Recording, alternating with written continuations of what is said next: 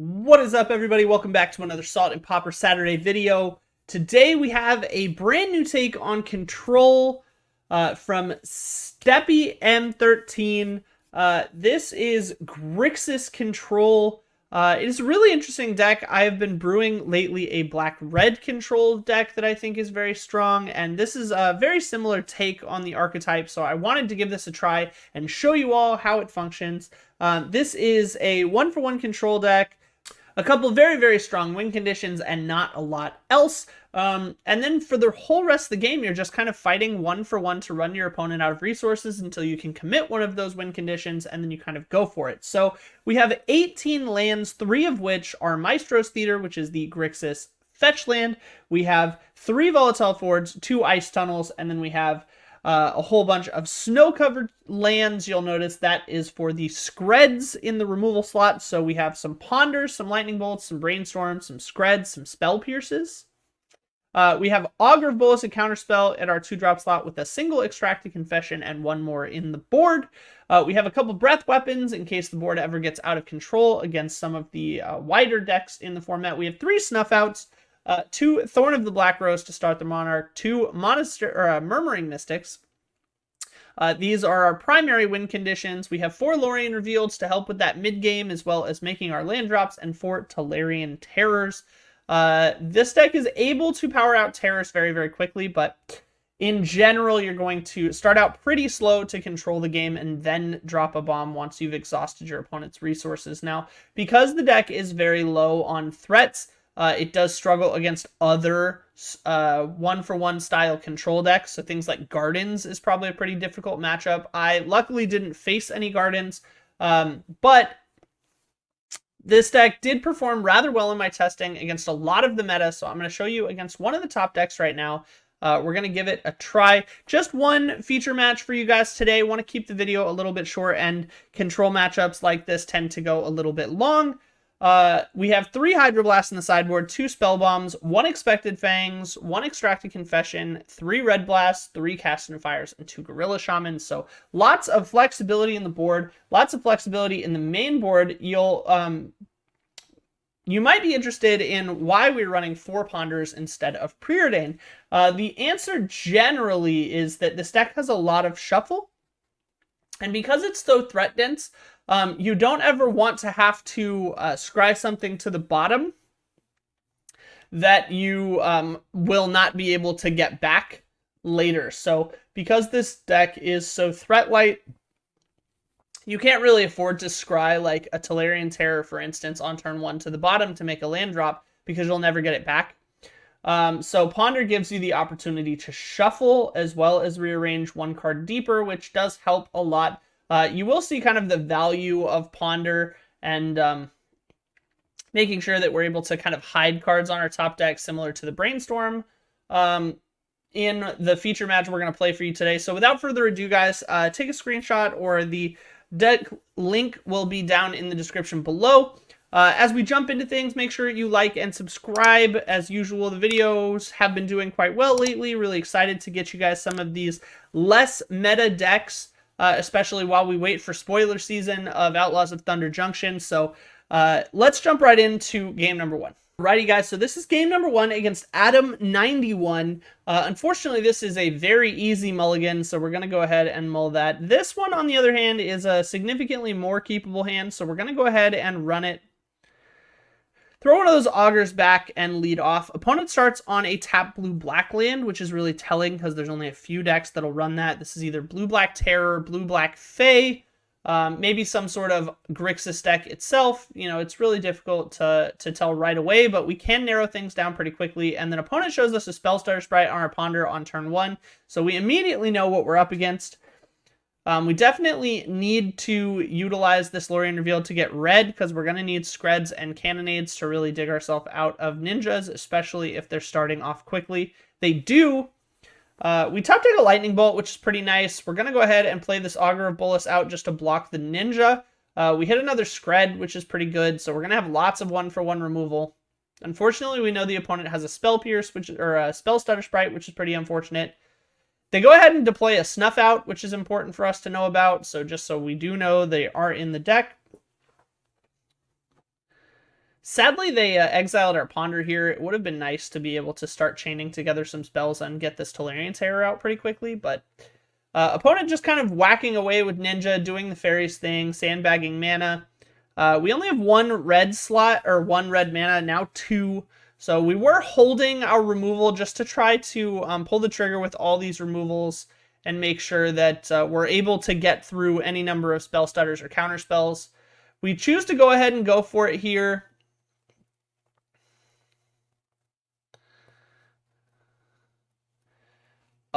Unfortunately, opponent has everything that they needed. The double counterspell plus the spell stutter. Probably should have waited one more turn just so we could guarantee the Scred. But I felt like we were pretty safe to go for it there. Unfortunately, the opponent just had exactly what they needed with exact mana. We go ahead and scoop because we are basically out of resources. This may have been a bit early. We were going to be able to drop a Tolarian Terror here. You know, we're going to, what, 5 spells in the graveyard here? 6 spells after the Scred next turn. And they were tapped out, so we were going to get, you know, an uncontested top deck. If we'd hit a Murmuring Mystic or something, we might have been okay. But we go ahead and scoop it up and just go to game 2. This allows me to just kind of save my mental against Fairies. Fairies can be a very, very tilting deck, so we just call it early and go straight to sideboard. We know we have a lot of sideboard play here, so we're just going to bring it all in and go for a better game 2 and 3. All right, game 2, we are on the play this time. We take out a whole bunch of stuff. 6 cards here. We take out Extract the Confession, Snuff Out, 2 Thorns, 2 Tolarian Terrors, bring in 3 Red Blasts and 3 Cast into the Fires. The double ping can be very, very valuable against the Fairies. So we're bringing in those. Realistically, we're just trying to make sure that we have as much on-board removal as possible, minimize the play of those ninjas and spell stutters, trying to just make sure we can one-for-one them down and never let them get online. So that's the plan here. This hand does look a little bit on the weaker side. We would like to have more land drops than this, but we have a Murmuring Mystic in the hand, which is definitely good. We have a Breath Weapon in the hand, which is definitely good. Ponder, Augur, Spell Pierce. I mean, this is a pretty decent hand. Spell Pierce is going to help us fight a counterspell, so we're just going to run it as is. We're going to go ahead and Ponder here. We're going to draw the dual land. We have a Red Blast tucked on top, which is nice.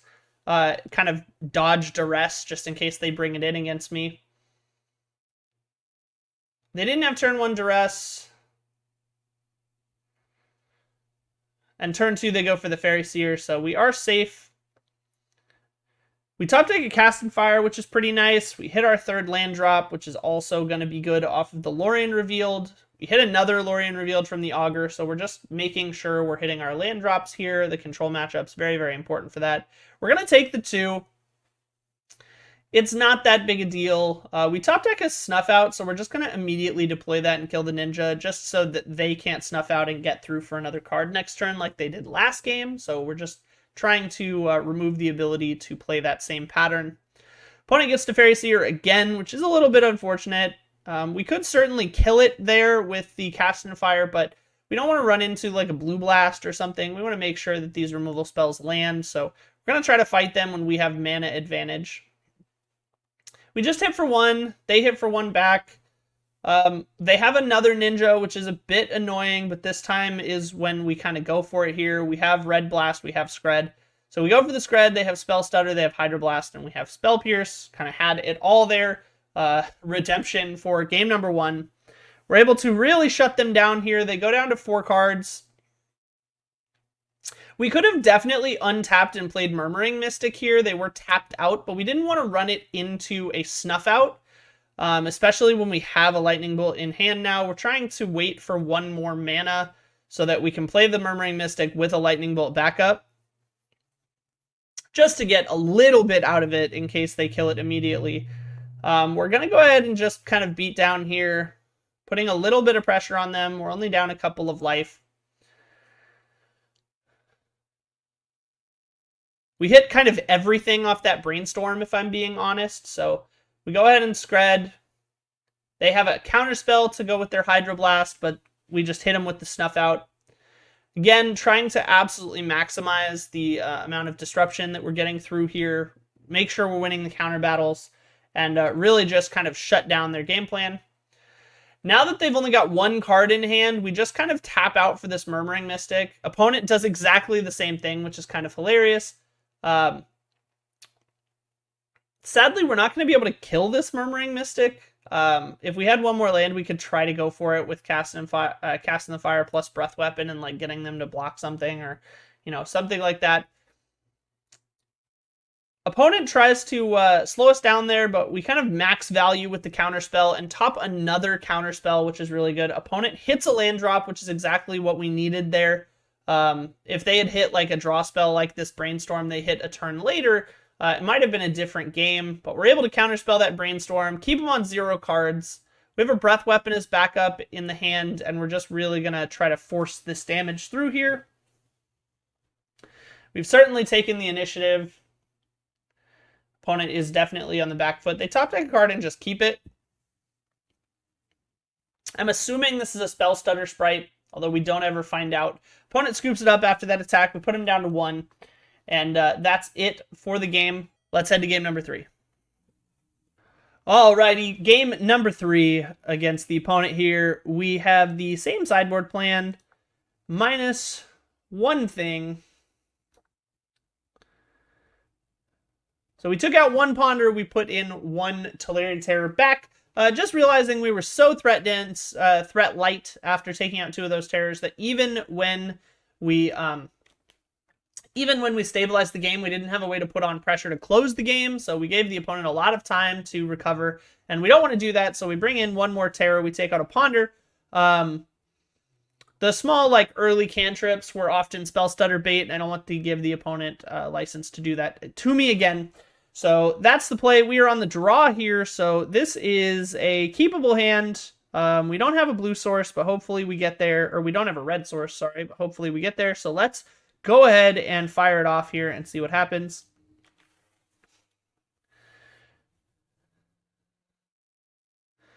We're going to lead on the tap land, pretty obvious there. We have a bit of a choice here. We top decked a mountain, which is absolutely great for us. Opponent leads with an Augur of Bolas. We're going to do the same. Opponent showed us a Dispel off that Augur, so something to keep in mind.